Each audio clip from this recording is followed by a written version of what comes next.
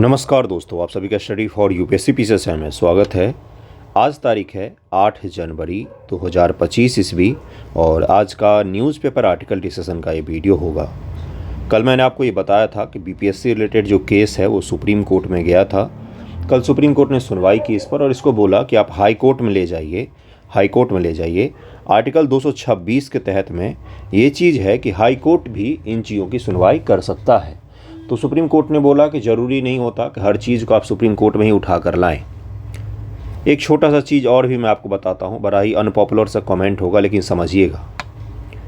BPSC के case को supreme court में ले जाना एक प्रचार प्रसार के लिए ही किया गया था।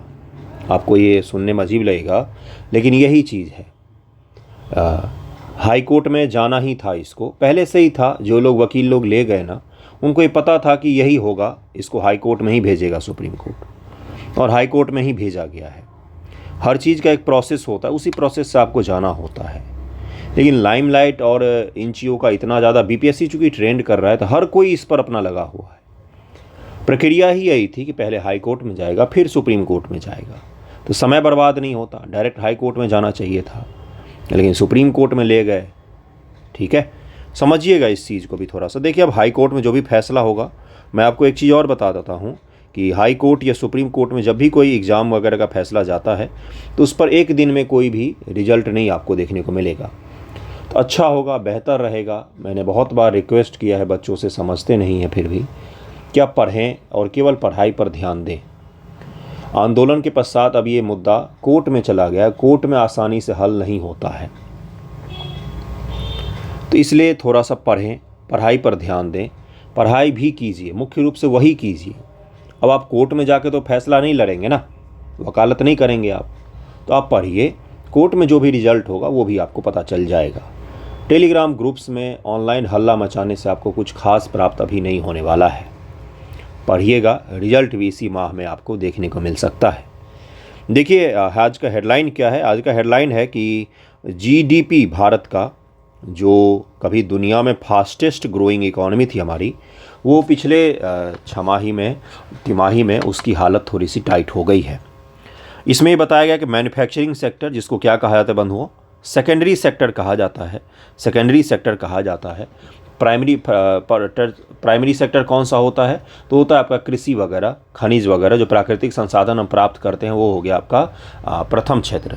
द्वितीय क्षेत्र कौन सा होता है, तो उत्पादन का क्षेत्र होता है, विनिर्माण का क्षेत्र होता है, जिसमें हम चीज़ों को प्रोसेस करते हैं। और टर्सरी में आपका सेवा सेक्टर आ जाता है, सर्विस सेक्टर जिसको कहा जाता है। चतुर्थ, पंचम, षष्ठम, इस प्रकार से बहुत सारे सेक्टर्स हैं। और ऊपर जैसे जैसे जाएंगे तो ऐसे सेक्टर आ जाते हैं जहाँ पर पॉलिसी मेकर होते हैं, जैसे आरबीआई के गवर्नर वगैरह हो गए। तो उनके एक चेंज से क्या होगा, पूरी इकॉनमी कँपाएगी, पूरी इकॉनमी पर प्रभाव पड़ता है। तो ये अग्रिम सेक्टर के भाग होते हैं। मुख्य रूप से 3 ही सेक्टर होते हैं। तो सर्विस सेक्टर में ग्रोथ काफ़ी कम रहा। मैन्युफैक्चरिंग सेक्टर जो हमारा है, मैन्युफैक्चरिंग सेक्टर, सेकेंडरी सेक्टर में ग्रोथ काफ़ी कम रहा और इन्वेस्टमेंट भी कम आया, इन्वेस्टमेंट भी कम हो गया है, जिसके कारण से भारत की जीडीपी जो है वो काफ़ी कम दर से अभी बढ़ रही है। 8 साढ़े 8% के दर से बढ़ती थी कभी भी। आप देख सकते हैं यहाँ पर क्या है, 9.7%। ये 2021 है, जब 2020 के बाद इकॉनमी ओपन हुई थी, उसके पश्चात है ये, कोरोना के बाद। वर्तमान में आप देख सकते हैं कितना है, 6.4%। 2023-24 में आप देख सकते हैं 8.2% के आसपास में था। तो यानी कि जीडीपी जो है, इसकी जो ग्रोइंग का रेट था, इसका ग्रो करने का जो रेट था वो कम हो गया। अब जीडीपी होता क्या है, तो जीडीपी दरअसल में इकॉनमी में सबसे ज़्यादा ओवर करके बताया जाने वाला एक कॉन्सेप्ट है। जीडीपी से आप इकॉनमी में कुछ खास चीज़ों का अंदाज़ा नहीं लगा सकते हैं, मैं आपको स्पष्ट बता रहा हूँ। जीडीपी अर्थशास्त्रियों के दृष्टिकोण से उनको समझने के लिए सहूलियत ज़रूर देता है, लेकिन अगर आप चाहेंगे कि किसी देश की जीडीपी के रफ्तार से या जीडीपी के वॉल्यूम से उस देश में खुशहाल और मानव जीवन का हम पता लगा पाएँ, तो ये चीज़ संभव नहीं है। जीडीपी दरअसल में होता क्या है, डेफिनेशन सुन लीजिएगा। किसी एक वित्तीय वर्ष में, किसी एक फाइनेंशियल ईयर में देश की घरेलू सीमा के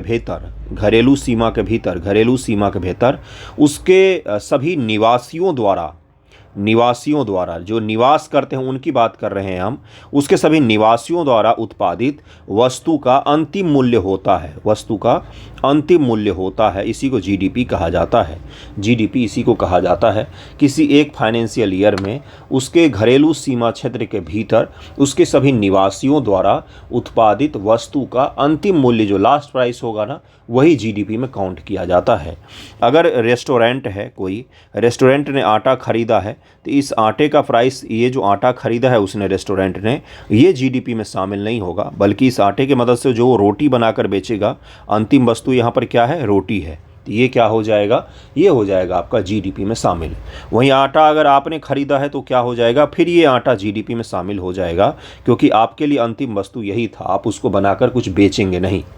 तो जीडीपी मैंने समझाया हुआ इकोनॉमिक्स का वीडियो में, अगर आप उसको देखेंगे तो सही रहेगा। जीडीपी की अवधारणा के द्वारा हम क्या करते हैं, तो पर कैपिटा इनकम वगैरह निकालते हैं, नेशनल इनकम वगैरह निकाल सकते हैं, अलग अलग जोड़ घटाव गुना करके, लेकिन वो चीज़ समग्र रूप से इकोनॉमी में मानवीय जीवन के स्तर को सही से नहीं निरूपित करता है। क्यों नहीं करता है? क्योंकि ये मात्रात्मक होता है, गुणात्मक नहीं होता है। ये इसमें आपको पर कैपिटा इनकम में आपको अंबानी साहब की इनकम और आपकी इनकम, ये सब जोड़ के हम आबादी से डिवाइड करते हैं, तो ये बड़ा ही सांकेतिक रूप से होता है। इंडिकेशन के लिए आप बोल सकते हैं कि पर कैपिटा इनकम भारत का $3000 है, मान लीजिए, लेकिन $3000 दरअसल में है नहीं ना। तो ये चीज़ हमें जीडीपी में कमी को हम बता सकते हैं। जीडीपी मापने का अलग अलग तरीका भी होता है। आज का और कौन कौन सा टॉपिक है, एक टॉपिक आज हम लोग पढ़ेंगे जिसको कहा जाता है भारत पोल। भारत पोल ये एक पोर्टल है जो शुरू किया गया है, इसको हम लोग पढ़ेंगे। उसके अलावा हम लोग प्रवासी भारतीय दिवस, प्रवासी भारतीय दिवस इसी तरह से इसको कहा गया है, तो इसको हम लोग पढ़ेंगे। कल इससे होने वाला है भुवनेश्वर उड़ीसा में।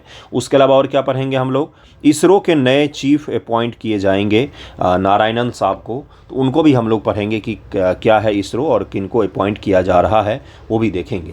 तो इतने सारे टॉपिक हमें करने हैं, अंत तक वीडियो को देखिएगा। और वीडियो के अंत में कल जो मैंने मेंस आंसर राइटिंग के लिए क्वेश्चंस दिया है उसको भी थोड़ा सा डिस्कस कर लेंगे, देख लेंगे क्वेश्चंस क्या क्या है, ओके, जिससे आपका पीटी मेंस का समग्र तैयारी हो। देखिए क्या है आज का पहला टॉपिक। पहला टॉपिक है भारत पोल। इसको क्या कहा जाता है, भारत पोल। अब आप कहां से इसको रिलेट करेंगे, भाई क्या है ये, कैसे इसको याद रखा जाए, तो इंटरपोल। क्या, इंटरपोल, इंटरपोल, भारत पोल। इंटरपोल क्या है, इंटरनेशनल पुलिस। तो भारत पोल दरअसल में गृह मंत्रालय के सीबीआई के द्वारा एक पोर्टल बनाया गया है, उसकी बात की जाएगी इसमें भारत पोल में। और ये क्या है, तो देखते हैं कि क्या है भाई। ये गृह मंत्री से, चूंकि अमित शाह जी से योगी जी मिले हैं, मैं न्यूज़ भी आपको दिखाता हूँ। देखिए ये क्या है कि कुंभ आपको पता ही है कि इसी माह में होने वाला है, इस माह के अंत में, और फरवरी में होने वाला है। कहाँ पर, तो आपका प्रयागराज में। और मौनी अमावस्या बोलते हैं ना, मौनी अमावस्या बोलते हैं, 29 जनवरी को है शायद। उस दिन पहला स्नान होगा, 50 लाख लोग करीब उसमें पार्टिसिपेट करेंगे। तो उसी की तैयारियों को लेकर, बातचीत को लेकर ये दोनों लोग मिले हैं। इसमें योगी जी जो हैं, इनको अमित शाह जी ने बोला कि भारत पोल जैसे जो पोर्टल हैं, टेक्नोलॉजी की मदद से हम कई सारे अपराधों को ट्रैक कर पाएंगे, रोक पाएंगे। इसी में इन्होंने भारत पोल की बात की है, तो इसको भी हम लोग देखेंगे। साथ में इन्होंने ये भी बोला है कि ensure 100% implementation of 3 criminal laws, जो नए कानून बनाए गए हैं, भारत न्याय संहिता, भारत नागरिक सुरक्षा संहिता, इन चीज़ों के बारे में भी उन्होंने बोला है कि इसको 100% तरीके से, अच्छे तरीके से इम्प्लीमेंट करना चाहिए उत्तर प्रदेश में। तो ये तो एक फॉर्मल भाई मीटिंग हो गया, लेकिन इसमें चर्चा किस चीज़ की हुई, भारत पोल की चर्चा हुई। उसको ज़रा हम लोग देखते हैं कि क्या है ये, उसके पश्चात आगे बढ़ेंगे। सीबीआई के द्वारा इसको विकसित किया गया है। यह भारतीय कानून प्रवर्तन एजेंसियों को रियल टाइम सूचना साझा करने में सक्षम बनाएगा। रियल टाइम का मतलब अभी तुरंत प्राप्त हुआ, जैसे मैं अभी आपको कोई मैसेज करूं और आपको तुरंत प्राप्त हो, उसको रियल टाइम बोलते हैं, तुरंत आदान प्रदान हुआ। अब यहाँ से मान लीजिए किसी को मार्स पर कम्युनिकेट करना है, तो यहाँ से मैसेज देकर सो जाएगा, कुछ देर के बाद वो वहाँ पर पहुँचेगा, तो ये रियल टाइम नहीं होगा, ठीक है। ये रियल टाइम में एजेंसी जो अलग अलग हैं भारत सरकार की या राज्यों की, उनको आपस में सूचना साझा करने के लिए इस पोर्टल का निर्माण किया गया है। यह पोर्टल अंतर्राष्ट्रीय अपराध जैसे साइबर अपराध, वित्तीय अपराध, मानव तस्करी, मादक पदार्थ तस्करी की जांच में त्वरित सहायता करेगा। यह पोर्टल इंटरपोल के माध्यम से अंतर्राष्ट्रीय सहायता के लिए सभी अनुरोधों पर कार्रवाई को सुव्यवस्थित करेगा। इंटरपोल, अभी मैंने एक शब्द यूज किया था, ये क्या है? इंटरनेशनल पुलिस कहा जाता है इसको अगर भारत में कोई कार्रवाई करनी है या भारत में कुछ भी काम करना है तो किसके थ्रू में काम करता है? तो ये सीबीआई के थ्रू में काम करता है भारत में। ठीक है, तो इंटरपोल हो या सीबीआई हो या अलग अलग एजेंसियां हों, वो आपस में कम्युनिकेट कर सकती हैं, सूचनाओं को साझा कर सकती हैं। किनसे जुड़े हुए? अपराधियों से जुड़े हुए। इससे अंतर्राष्ट्रीय पुलिस सहयोग तक त्वरित पहुंच संभव होगी। यह पोर्टल फील्ड लेवल पुलिस अधिकारियों के लिए एक परिवर्तनकारी उपकरण बनेगा। इससे अपराध व सुरक्षा चुनौतियों से निपटने में उनकी कार्यकुशलता बढ़ जाएगी। अगर सूचना रियल टाइम पर मिल जाएगा सभी को एक साथ, तो अपराधियों के लिए भागना मुश्किल हो जाएगा। सीबीआई क्या है? तो यह भारत की प्रमुख जांच एजेंसी है। इसका मुख्यालय कहाँ है? तो गाजियाबाद में स्थित है। यह संगठित अपराध, भ्रष्टाचार, अन्य जटिल मामलों की जांच करती है। यह एजेंसी केंद्र सरकार के अधीन काम करती है। केंद्र सरकार के अधीन, सेंट्रल गवर्नमेंट के अधीन काम करती है। सीबीआई जांच दो तरीकों से होती है। राज्य सरकार अगर रिक्वेस्ट करे तो सेंट्रल गवर्नमेंट किसी चीज़ पर सीबीआई जाँच करवा सकती है, तो इसमें सेंट्रल गवर्नमेंट के अंतर्गत ये जाँच होता है। दूसरा होता है कि अगर हाई कोर्ट या सुप्रीम कोर्ट आदेश दे सीबीआई को और अपने अंदर में किसी चीज़ की जांच करवाए, इसमें जज साहब होते हैं, वो अपने अंदर में सीबीआई के कुछ अधिकारियों के द्वारा जांच करवाते हैं, तो वो फिर अलग जांच हो जाता है। इसको ज़रा ज़्यादा निष्पक्ष माना जाता है क्योंकि इसमें गवर्नमेंट जो है वो इन्वॉल्व नहीं होती है, जज होते हैं और उसके अंतर्गत उनके अंतर्गत कुछ सीबीआई के ऑफिसर्स होंगे। इसको कहा जाता है कि सुप्रीम कोर्ट या हाई कोर्ट अपने तत्वाधान में सीबीआई की जाँच करवाए। आपने सुना होगा, तो जो छात्रों का पेपर लीक वगैरह होता है तो वो मांग करते हैं कि जज साहब अपने तत्वाधान में क्या करें, तो सीबीआई जांच करे, तो वो इसी की मांग कर रहे होते दरअसल में। ठीक है, इसकी स्थापना 1941 में स्पेशल पुलिस एस्टेब्लिशमेंट SPE के रूप में हुई थी। 1963 में इसका नाम बदलकर केंद्रीय अन्वेषण ब्यूरो रख दिया गया। इसका गठन दिल्ली विशेष पुलिस स्थापना अधिनियम 1946 के तहत किया गया है। इसका मुख्यालय गाजियाबाद में है। ये गाजियाबाद में है, गाजियाबाद में इसका मुख्यालय है। सीबीआई का मुख्यालय कहाँ पर है? तो गाजियाबाद में है। ओके, तो ये विशेष रूप से ध्यान में रखिएगा। अगला टॉपिक देखिए क्या है? प्रवासी भारतीय दिवस है। प्रवासी भारतीय दिवस का आयोजन इस बार 9 और 10 जनवरी को उड़ीसा में किया जाएगा, भुवनेश्वर में किया जाएगा और वहां पर प्रधानमंत्री जी भी पार्टिसिपेट कर सकते हैं। प्रवासी भारतीय दिवस मनाया जाता है। भारत में गांधी जी जब आए थे 1915 में, उसी के उपलक्ष्य में जनवरी माह में इसको सेलिब्रेट किया जाता है। इसके पीछे का एक किस्सा है, मैं आपको बताता हूँ। जब भारत ने पोखरण में परमाणु संयंत्र परमाणु बम का परीक्षण किया था सफलतापूर्वक, उसके पश्चात से क्या हुआ था? अटल बिहारी वाजपेयी जी उस समय प्रधानमंत्री थे और हुआ क्या था कि अमेरिका ने हम पर सैंक्शन लगा दिया था और वित्तीय रूप से हम कमज़ोर होने लग गए थे। हमारे आयात निर्यात का बिल जो है वो प्रभावित होने लग गया था, करेंट अकाउंट डेफिसिट में चलने लग गया था। तो प्रवासी भारतीय जो थे उन्होंने उस समय मदद की थी।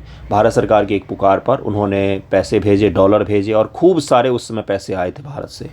तब भारत सरकार को एहसास हुआ कि ये वो वर्ग है जिसको आज तक हमने रिकॉग्नाइज नहीं किया है और इन्होंने हमेशा ही देश को करंट अकाउंट का डेफिसिट जो है उससे बचाने में मदद कर सकते हैं। किस प्रकार से? तो जो रेमिनेंसेज आते हैं भारत में, बाहर से पैसे आते हैं, कमाकर भेजते हैं वो लोग डॉलर में, वो देश की करंट जो चालू खाता घाटा है उसको मैनेज करने में बड़ा योगदान देता है। इसलिए भारत सरकार ने इसको शुरू किया कि प्रवासी भारतीयों को सेलिब्रेट हमें करना चाहिए, उनको हमें धन्यवाद कम से कम एक बार बोलना चाहिए। प्रवासी भारतीयों ने दुनिया में बहुत नाम कमाए हैं और भारत के सॉफ्ट पावर को मजबूत किया है। तो पृष्ठभूमि 9 जनवरी को प्रवासी भारतीय दिवस मनाने के दिन के रूप में चुना गया क्योंकि इसी दिन वर्ष 1915 में महात्मा गांधी जी महान प्रवासी दक्षिण अफ्रीका से भारत लौटे थे, जिन्होंने भारत के स्वतंत्रता संग्राम का नेतृत्व किया और भारतीय जीवन के लिए हमेशा से बदल दिया। 1915 में वो लौटे थे, भारत लौटे। 2003 में इसको शुरू किया गया, वही कहानी जो मैंने आपको बताया अभी, कौन सा परमाणु बम वाला कहानी बताया, उसके पश्चात इसको शुरू किया गया। लेकिन 2015 में इसमें संशोधित कर दिया गया। पहले हर वर्ष मनाया जाता था, अब इसको बदल दिया गया, हर 2 वर्ष पर इसको मनाने का निर्णय लिया गया है। और यह तब एक विषय आधारित सम्मेलन था जिसे हर वर्ष अंतरिम अवधि के दौरान किया जाता था। ठीक है, अब इस बार का विषय क्या है आप देख सकते हैं, PM मोदी जो है और अटेंड कर सकते हैं इसको। प्रवासी भारतीय दिवस इवेंट भुवनेश्वर में जो है उसको अटेंड कर सकते हैं। इस बार का क्या रखा गया है, थीम क्या रखा गया है? तो डायस्पोरा कंट्रीब्यूशन टू अ विकसित भारत, प्रवासी भारतीयों का, प्रवासियों का विकसित भारत में कंट्रीब्यूशन जो है वही इस बार का थीम रखा गया है। ये थीम ध्यान में रखिएगा, ये पीटी एग्जामिनेशन में पीसीएस में पूछ सकता है कि कोई भी पीसीएस देंगे, यूपीपीएससी बीपीएससी किसी में ही पूछ सकता है, यूपीएससी में ही पूछ सकता है। 2 वार्षिक हो गया है, 2015 के पश्चात से 2 वर्षों पर इसको आयोजित किया जाता है, ये भी आपको ध्यान रखना चाहिए। और मिनिस्ट्री ऑफ एक्सटर्नल अफेयर्स जो है वो इसको आयोजित करने में सफलतापूर्वक अपनी भूमिका देती है। तो विकसित भारत से डायस्पोरा कंट्रीब्यूशन टू विकसित भारत थीम के साथ में प्रवासी भारतीय सम्मेलन कहाँ पर, भुवनेश्वर उड़ीसा में 9-10 जनवरी को सेलिब्रेट किया जाएगा। इसमें प्रधानमंत्री और राष्ट्रपति वगैरह भी पार्टिसिपेट कर सकते हैं। जब वो कर जाएंगे तब इसका कंफर्मेशन भी हो जाएगा। नेक्स्ट न्यूज़ देखिए, अगला है कि वी नारायणन नाम है इनका, वी नारायणन नाम है, आईआईटी से पढ़े हुए हैं, क्रायोजेनिक इंजन डेवलपर रहे हैं और इसरो में अभी भी हैं और 40 वर्षों से इसरो में काम कर रहे हैं। लगभग में 4 दशक हो गए इनको कहाँ पर, इसरो में काम करते हुए। और अब ये एस सोमनाथ जो है उसके पश्चात इसरो के चीफ कौन होंगे, तो वी नारायणन नाम है इनका। क्या नाम है, वी नारायणन नाम है। ये नाम ध्यान रखिएगा, पीसीएस जो पूछता है सवाल तो उसमें ये पूछ सकता है आपसे, है ना। तो ये ध्यान में रखिएगा, इनका नाम इसरो के नए चीफ बनेंगे।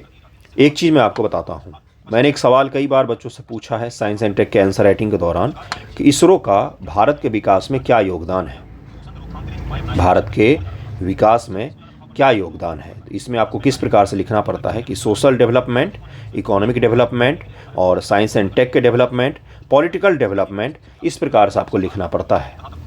ठीक है, देखिए मैं आपको एक बेसिक फ़र्क समझाता हूँ। अब जरा एनालिसिस पर चलते हैं। फैक्ट तो देखेंगे ही कि कब इसको स्थापित किया गया। इसरो को जब स्थापित किया गया उस समय भारत जो था वो भारत, उसकी इकॉनमी अच्छी नहीं थी, भारत एक गरीब देश हुआ करता था। सामाजिक आर्थिक हर दृष्टिकोण से हम लोग पिछड़े देशों में आते थे, थर्ड वर्ल्ड कंट्रीज़ ग्रुप में थे हम। और नासा, ये 2 एजेंसी के बारे में आप पढ़ते होंगे। नासा के बारे में भी आपने देखा हो, सुना होगा, दिल्ली न्यूज़ में देखा होगा। दुनिया की सबसे बड़ी स्पेस एजेंसी है, बहुत अच्छे काम किए, बहुत सारे जगहों पर इसने अपने अपने सैटेलाइट भेजे हैं, बहुत सारे काम किए हैं। लेकिन इसरो का अगर आप देखेंगे तो पहला है मिशन मंगल है। उससे पहले कौन सा है, मिशन मंगल से पहले एक चंद्रयान 1 था, चंद्रयान 1 था।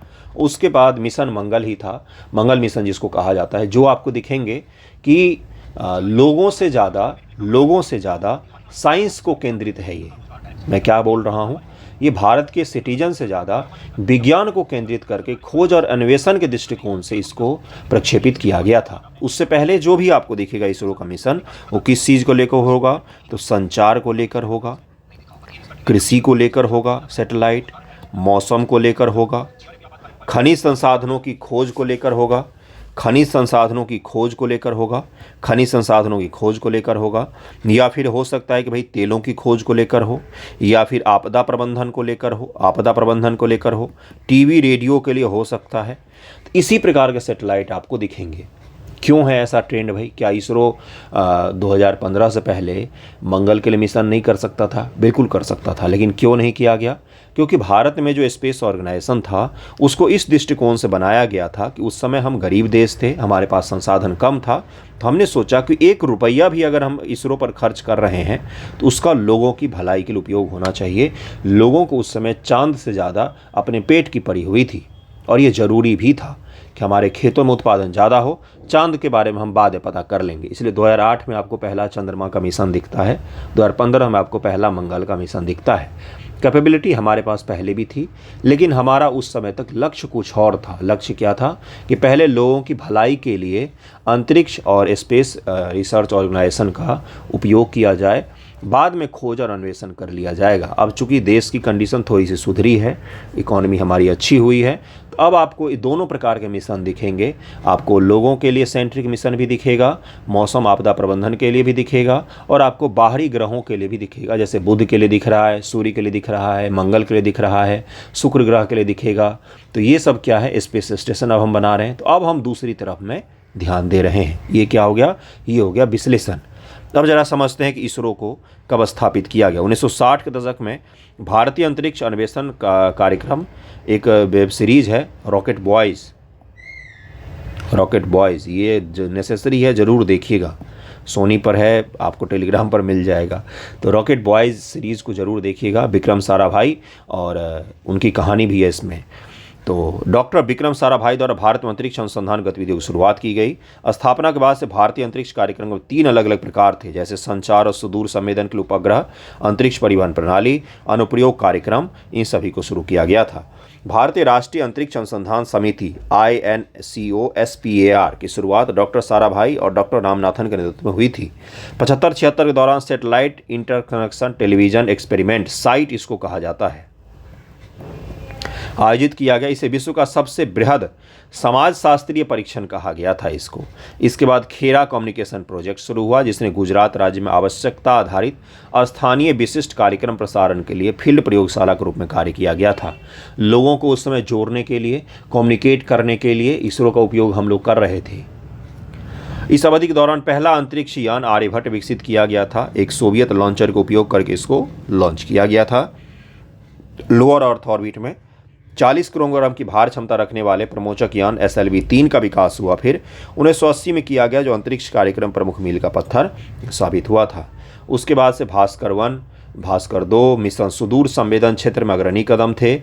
Aerial passenger payload experiment APPLE भविष्य के संचार उपग्रह प्रणालियों के लिए दूत बना। ये सारे क्या है, तो संचार, कम्युनिकेशन और इन्हीं सब चीज़ों को लेकर भारत के इसरो ने पहले अपने काम किए थे। सारे के सारे आपको उसी तरह के दिखेंगे। क्यों दिखेंगे? क्योंकि ये सिटीजन सेंट्रिक था। हमारा जो रिसर्च ऑर्गेनाइजेशन था ये सिटीजन सेंट्रिक था। वहीं नासा क्या है, साइंस सेंट्रिक है। वो खोज अन्वेषण पर ज़्यादा जोर था उनका, और उसके साथ में वो सिटीजन सेंट्रिक भी थे, क्योंकि उनके पास में ज़्यादा धन था। हमारे पास में उस समय धन और संसाधन कम थे, तो उतने कम संसाधन में हम लोग काम कर रहे थे, इसलिए लोगों के लिए ही काम कर रहे थे। आपको समझ में आया होगा, बाकी तो केवल फैक्ट है गुरु, समझ बना आपका, वो ज़रूरी है सबसे पहले। ओके। 90 के दशक के परिचालन चरण के दौरान प्रमुख अंतरिक्ष बुनियादी ढांचा 2 व्यापक वर्गों के तहत बनाया गया था। एक बहुउद्देशीय भारतीय राष्ट्रीय उपग्रह प्रणाली इनसैट के माध्यम से संचार, प्रसारण, मौसम विज्ञान के लिए, और दूसरा भारतीय सुदूर संवेदन उपग्रह प्रणाली के लिए। इस चरण के दौरान ध्रुवीय उपग्रह प्रमोचन प्रणाली PSLV का विकास हुआ और ये गेम चेंजर हुआ। PSLV गेम चेंजर साबित हुआ। इससे सफल रॉकेट आज तक पूरे पृथ्वी पर नहीं बना है। आज तक जितने भी बार इसको प्रमोचित किया गया है, शायद एक बार ये फेल हुआ है, उसके बाद ये फेल नहीं हुआ। और बहुत ही सटीक और बहुत ही शानदार प्रणाली है ये। क्या है ये? सैटेलाइट लॉन्च व्हीकल है, गाड़ी है, जिसके द्वारा हम सैटेलाइट को लॉन्च करते हैं, उनके ऑर्बिट में पहुंचाते हैं। Polar satellite launch vehicle. संचालन और भूतुल्यकालिक उपग्रह प्रमोचक रॉकेट GSLV के विकास सहित अन्य महत्वपूर्ण उपलब्धियां भी है, जो इसरो की उपलब्धियां। इसरो की उपलब्धि तो पूरे दिन बैठकर हम लोग बात करेंगे तो भी खत्म नहीं होगा। तो ये 3 टॉपिक हैं, इसरो के बारे में भी हम लोगों ने जाना। ये 3 टॉपिक के बाद अब मेंस का जरा सवाल को देखते हैं हम लोग। इन तीनों को ध्यान में रखिएगा। छोटे छोटे टॉपिक थे लेकिन बड़े इफेक्टिव हैं। सवाल मेंस के पॉइंट ऑफ व्यू से भी मैंने आपको समझाया है। अब देखते हैं कल कौन कौन से मैंने सवाल दिए थे मेंस के, उसको भी जरा समझते हैं। एक छोटा सा PT फैक्ट और है, कल मैंने ग्रुप में भी डाला था। इनका नाम है सुमित्रा प्रसाद नाम है, और इनको पहली बार भारत के पहली बार CA के तहत में, CA सिटीजनशिप अमेंडमेंट एक्ट जो है, इसके तहत ये 40 वर्षीय महिला हैं जो बिहार में रहती हैं। कहाँ पर रहती हैं? बिहार में। तो ये बिहार के आरा सिटी में रहती हैं। पहली बार CA के तहत में किसी को नागरिकता दिया गया, तो इन्हीं को दिया गया है। सुमित्रा प्रसाद नाम है इनका, मैंने सुनीता बोल दिया था गलती से, सुमित्रा प्रसाद नाम है इनका। इनको जरूर ध्यान में रखिएगा, हो सकता है BPSC PT में इनका नाम पूछ ले, ठीक है? तो इनका नाम ध्यान में रखिएगा। CA एक्ट को 2019 से बनाया गया था और अब इसको नोटिफाई भी कर दिया, नोटिफिकेशन भी आ गया इसका और लागू भी कर दिया गया है। ओके। देखिए कल जो मैंने GS के लिए सवाल दिया था, उन राजनीतिक कारकों की पहचान कीजिए जिसने भारत में राष्ट्रवाद की राह को मजबूत किया। राजनीतिक कारक, अब देखिए इसी सवाल को दूसरे तरीके से भी बोला जा सकता है। दूसरे तरीके से सीधा सीधा ये बोला सकते हैं कि राष्ट्रवाद के उत्थान में राजनीतिक कारण कौन कौन से थे। ये हो गया दूसरा, वही सवाल है, लेकिन यहाँ पर सवाल को थोड़ा सा अलग भाषा में देना इसीलिए होता है कि आप समझें कि एक ही चीज़ को अलग अलग तरीके से पूछा जा सकता है। तो उन राजनीतिक कारकों की पहचान कीजिए जिसने भारत में राष्ट्रवाद की राह को मजबूत किया। राजनीतिक कारण कौन कौन से थे जिसके कारण से भारत में नेशनलिज्म जो है मजबूत हुआ है, ये आपसे पूछा गया है। पहला सवाल यही था। स्पेक्ट्रम में भी मिल जाएगा, BL ग्रोवर में भी मिल जाएगा आपको। राष्ट्रवाद वाला जो चैप्टर है, भारत में राष्ट्रवाद का उत्थान और कांग्रेस का जन्म, ये जो चैप्टर है इसमें आपको मिल जाएगा कि राष्ट्रवाद के उत्थान के पीछे राजनीतिक कारक कौन कौन से थे। उसको उदाहरण सहित सीक्वेंस में आप लिख दीजिए, ये आपका टॉपिक हो जाएगा आंसर इसका। ओके। 200 शब्द में ही था, 2 पेज में ही था, मतलब शॉर्ट आंसर है ये। 8 नंबर वाला सवाल है, 2 पेज में आप लिख दीजिए और वो आपका कंप्लीट हो जाएगा। नेक्स्ट क्वेश्चन कौन?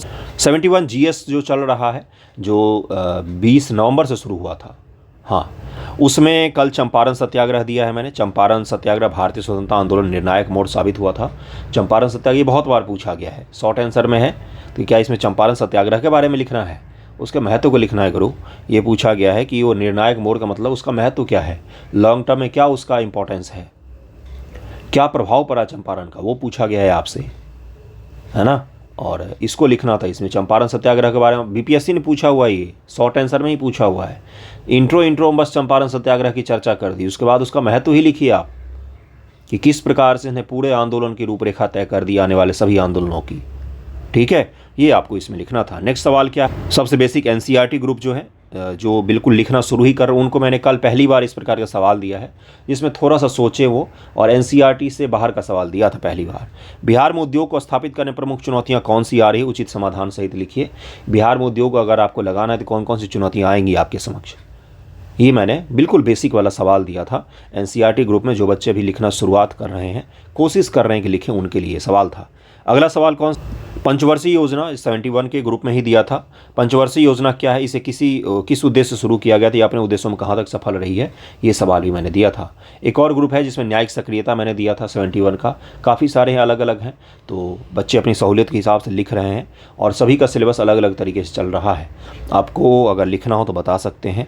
बस ये होता है कि देखिए, जैसे पंचवर्षीय योजना, अब आप बोलोगे कि मैंने पढ़ा ही नहीं, किस प्रकार से लिखें। इसी बहाने आप पढ़ेंगे तो एटलीस्ट आपका सिलेबस एक एक बार करके आप आंसर राइटिंग करके पढ़ेंगे तो ना। यहाँ बच्चे पढ़ते ही नहीं है, पढ़ते हैं तो उनका कोई सीक्वेंस ही नहीं है। मेंस की तैयारी पेपर के हिसाब से किया जाता है। अगर आप यूपीएससी की भी तैयारी करते होंगे तो GS1 का तैयारी करेंगे पहले आप, फिर GS2 का करेंगे, फिर GS3 का करेंगे, फिर GS4 का करते हैं। कई सारे लोग GS4 से भी शुरू करते हैं। लेकिन इथिक्स आपको तभी समझ में आएगा जब बाकी सब्जेक्ट आपको पता हो। तो इस प्रकार पेपर वाइज तैयार किया जाता है। उसी प्रकार से GS1 की तैयारी पहले करते हैं आप, फिर GS2 की, फिर निबंध का तैयारी करते हैं।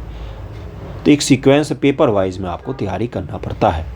GS1 GS2 अगर आप अच्छे से तैयार करते हैं तो PT का आपका 70% ज़्यादा हिस्सा तैयार हो जाता है। रही बात वन लाइनर फैक्ट की, जो इस बार पूछे गए हैं, तो वो वन लाइनर फैक्ट आपको अलग से प्रैक्टिस करना पड़ता है। वो कहीं भी आपको एनसीईआरटी और इन सब किताबों में स्पष्ट रूप से पढ़ के आप उसको तैयार नहीं कर सकते, उसको प्रैक्टिस से ही तैयार कर सकते हैं। ओके, तो आज का वीडियो यहीं पर एंड करते हैं। आई होप आपको पसंद आया होगा। थैंक यू सो मच आप सभी का।